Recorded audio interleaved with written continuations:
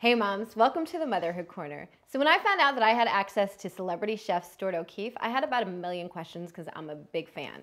So one of my main questions was, what would you pack in your pantry? What are your essential things that every mom needs to have in her pantry? He gave me a great long list. I'm gonna post them on my blog at bettinabush.com so you can see them, but he came here today to tell us his top 4. Thanks so much for being here. Of course, anytime.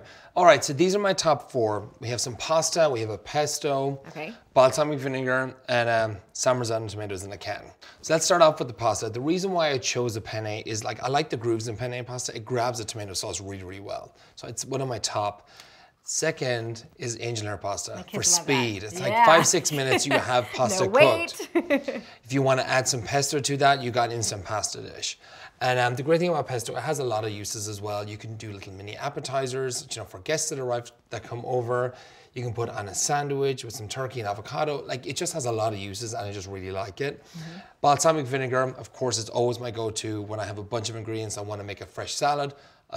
Douse some balsamic vinegar with some olive oil, you have an instant vinaigrette. It's also great if you put it in a saucepan and make it into a glaze for your steak or your chicken. If you haven't seen our clip on the steak marinade, you have to try it.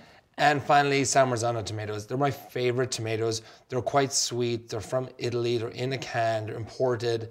They're the best out there in a can. I love them, and just making fresh tomato sauces are great.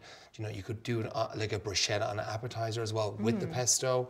It's just my favorite, and it's always my go-to. Ah, something to shop for. Yeah, there you go. Thank you so much. Of course. Thanks so much for joining us here at the Motherhood Corner. And remember, there's no way to be a perfect mom, but there are a million ways to be a good one. We'll see you next time.